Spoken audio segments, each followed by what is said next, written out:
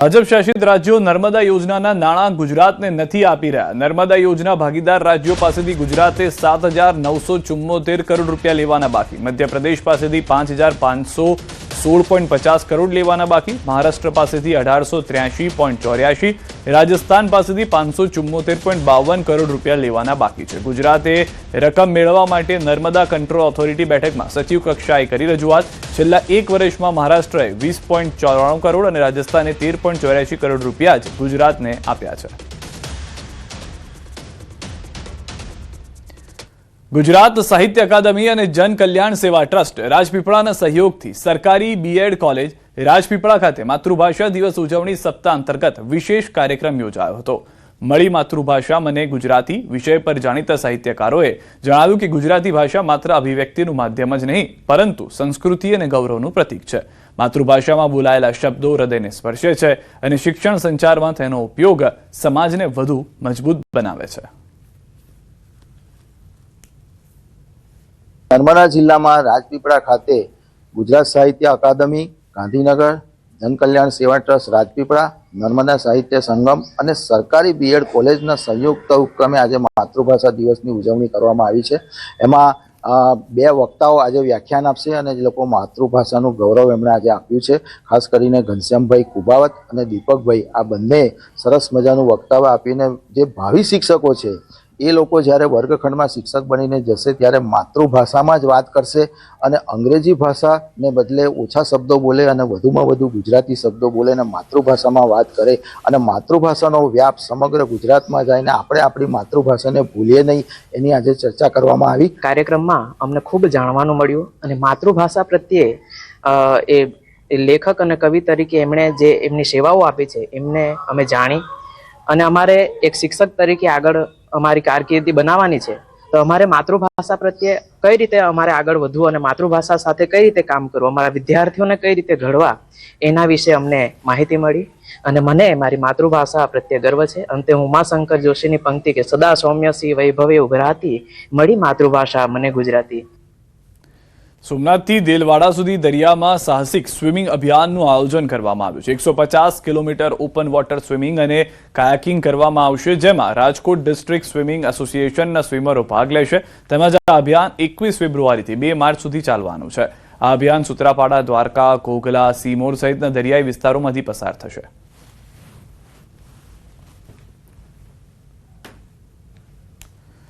તો સોમનાથથી દેલવાડા સુધીના સ્વિમિંગનું જે આયોજન કરવામાં આવ્યું છે તેના દ્રશ્યો પણ આપ જોઈ રહ્યા છો। મોટી સંખ્યામાં લોકો તેમાં ભાગ લેવા પણ તૈયાર જોવા મળી રહ્યા છે। સ્વિમિંગ એસોસિએશન રાજકોટનું જે છે તેના સ્વિમર જે છે તે તૈયાર થઈ ચૂક્યા છે અને ભાગ લઈ રહ્યા છે। 21 ફેબ્રુઆરીથી 2 માર્ચ સુધીનું આ અભિયાન છે તે જોવા મળશે। વડોદરાની સયાજી હોસ્પિટલ ફરી આવી છે વિવાદમાં। પગમાં ઈજાની સારવાર માટે આવેલા યુવકને સર્વન્ટ સ્ટ્રેક્ચર કે વ્હીલચેર ન અપાયા। દર્દી ઢસડીને જવા માટે મજબૂર થયા હતા। દર્દી સાથે કોઈ સ્વજન ન હોવાથી પાટો બાંધી સારવાર તો કરી દેવાય પણ કોઈ સુવિધા અપાઈ ન હતી। હાલ દર્દીનો વિડીયો વાયરલ થતા હોસ્પિટલ તંત્ર પર સવાલ ઉઠ્યા છે।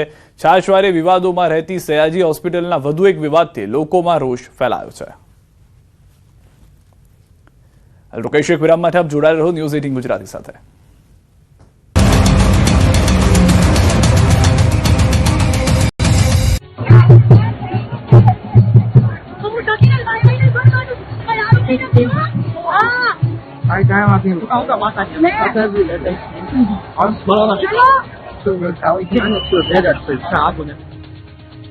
સોશિયલ મીડિયા પર અવારનવાર વિવાદોમાં રહેતી કીર્તિ પટેલ મહાશિવરાત્રીના મેળામાં જૂનાગઢના મૃગીકુંડમાં ખુશી ડૂબકી લગાવતા નવો વિવાદ ઉભો થયો છે।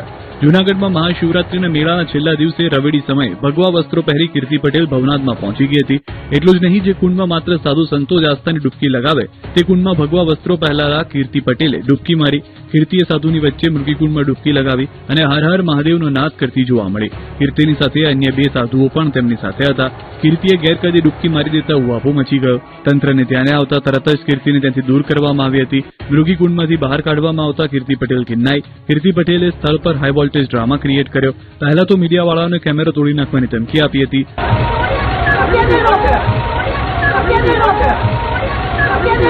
દાદાગીરી પર ઉતરી આવીને કહ્યું કે હું સનાતની છું, હું તો સ્નાન કરીશ જ। તો કીર્તિ એક મહિલા પોલીસ સાથે પણ રકઝક કરી. બીજી તરફ કીર્તિ પટેલે આમંત્રણ વગર સ્નાન કરી લેતા સાધુ સંતોમાં રોષ ફાટી નીકળ્યો અને કાયદેસરની કાર્યવાહી કરવાની માંગ કરી. તો સમગ્ર મામલે એસપીએ તપાસના આદેશ આપ્યા. સાથે પીઆઈ સાથે દાદાગીરીની બાબતને લઈને પણ તપાસ કરાશે. તો એમએલએ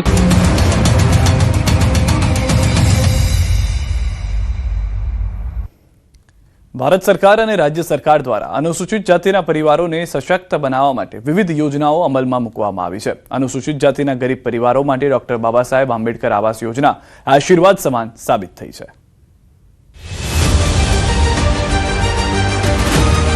ભારત સરકાર અને રાજ્ય સરકાર દ્વારા અનુસૂચિત જાતિના પરિવારોને સશક્ત બનાવવા માટે વિવિધ યોજનાઓ અમલમાં મૂકવામાં આવી છે. પરંતુ અનુસૂચિત સમુદાયને સન્માનપૂર્ણ અને સુરક્ષિત અનુભૂતિ માટે સરકાર દ્વારા આવાસ યોજનાઓ અમલી બનાવાઈ છે. દરેક નાગરિકને પાયાની સુવિધાઓ મળે તેવી પ્રાથમિકતા સાથે પ્રધાનમંત્રી નરેન્દ્ર મોદીના હર કામ દેશ કે નામ અને અત્યોદયના વિઝનને સાકાર કરવા ગુજરાત સરકાર કટિબદ્ધ છે. મુખ્યમંત્રી ભૂપેન્દ્ર પટેલના નેતૃત્વમાં રાજ્યના અનુસૂચિત જાતિના પરિવારોને આર્થિક અને સામાજિક સુરક્ષા પૂરી પાડવા માટે आवास योजनाओं एक वरदान साबित થઈ રહી છે. गरीबों के घर को सिर्फ एक पक्की छत तक सीमित नहीं रखा. हमने घर को गरीबी से लड़ाई का एक ठोस आधार बनाया. आज सरकार के बजाय लाभार्थी खुद तय करता है उसका घर कैसा बनेगा. सरकार सीधे उसके बैंक अकाउंट में पैसा जमा करती. अनुसूचित जातिना गरीब परिवारों माटे डॉक्टर बाबा साहेब आंबेडकर आवास योजना आशीर्वाद समान साबित थई छे. जे परिवारों पासे पोतानुं मकान नथी अथवा काचा झूंपड़ामां रहे छे तेमने पाकું મકાન બનાવવા માટે સરકાર આર્થિક સહાય પૂરી પાડે છે. યોજનાની સહાયની રકમ ડાયરેક્ટ બેનિફિટ ટ્રાન્સફર એટલે કે ડીબીટી દ્વારા કોઈપણ વચેટિયા વગર સીધી જ લાભાર્થીના બેંક ખાતામાં જમા થાય છે. પ્રધાનમંત્રી મોદીના વિઝન મુજબ ઈઝ ઓફ લિવિંગ આજે દરેક અનુસૂચિત પરિવારના આંગણે પહોંચી છે. શહેરી આવાસ અને પુનર્વસન માટે પ્રધાનમંત્રી આવાસ યોજના હેઠળ ઇન સિટુ સ્લમ રિહેબિલિટેશન જેવી યોજનાઓ અનુસૂચિત જાતિના લોકોને નવા પાકા ઘર આપે છે. પોતાનું મકાન બનાવવું હોય તો લોઢાના ચણા ચાવવા જેવું કપરું કામ. વડાપ્રધાનશ્રીએ ગરીબો, વંચિતો અને સામાન્ય માનવી મધ્યમ વર્ગને માથે આવાસ છત્ર આપવાનો સંકલ્પ કર્યો છે. તેમણે દેશમાં પ્રધાનમંત્રી આવાસ યોજના શરૂ કરાવીને કરોડો લોકોને પોતિકા ઘરનો સધિયારો આપ્યો છે. આવાસથી અનુસૂચિત જાતિ કલ્યાણનો ઉદય. આંબેડકર આવાસ યોજના હેઠળ આર્થિક સહાય. મકાન બાંધકામ માટે 1,20,000 રૂપિયાનો લાભ. વચેટિયા વગર સહાયના હપ્તા સીધા ખાતામાં. આ પરિવર્તનની લહેર માત્ર મોટા શહેરો પૂરતી સીમિત નથી. બનાસકાંઠાના પાલનપુર તાલુકાના વિવિધ ગામડાઓમાં પણ આવાસ યોજના હેઠળ મળતી સહાયથી અનુસૂચિત જાતિના લોકોનું ઘરનું સપનું સાકાર થઈ રહ્યું છે. ડોક્ટર બાબા સાહેબ આંબેડકર યોજનાથી અનુસૂચિત જાતિ સમુદાયના લોકો પાકા સુવિધાસભર પાકા મકાનમાં રહેતા થયા છે. આંબેડકર સહાયમાંથી મને 1 લાખ રૂપિયા સહાય મળી છે. તે સરકારને ખૂબ ખૂબ આભાર. સરકારે બાબતને સરકારને ખૂબ ખૂબ આભાર માનું છું. સર અને મારે રહેવા મકાન નહોતું તે સરકારશ્રીએ મને મકાન ફાળવેલ છે. સુરેન્દ્રનગર જિલ્લામાં અનુસૂચિત જાતિના લોકો આવાસ યોજના અંતર્ગત મળતી સહાયને વરદાન રૂપે ગણાવી રહ્યા છે. ગ્રામ્ય વિસ્તારમાં કાચા મકાન અથવા ભાડાના મકાનમાં રહેતા લોકો હવે આવાસ યોજનાનો લાભ મળતા ઘરનું ઘર મળ્યું છે. ભાડે રહેતા હતા અમે પહેલા, પછી વારંવાર ખાલી કરાવતા હતા. પછી અમે અમારી આંબેડકર આવાસ યોજના આવી એટલે અમે અમારું પોતાનું ઘર બનાવી શક્યા પાકું ને અમે એમાં રહીશું શાંતિથી. અમે પેલા વરસાદ પાણી ને એવું આવતું હતું તો અમને વારંવાર ખાલી કરાવી દેતા હતા. અત્યારે એવી ચિંતા કોઈ નથી અમારે. અરવલ્લીના મોડાસામાં અનુસૂચિત જાતિના લોકો સરકારની આવાસ યોજનાને સન્માન ગણાવી રહ્યા છે. અનુસૂચિત જાતિ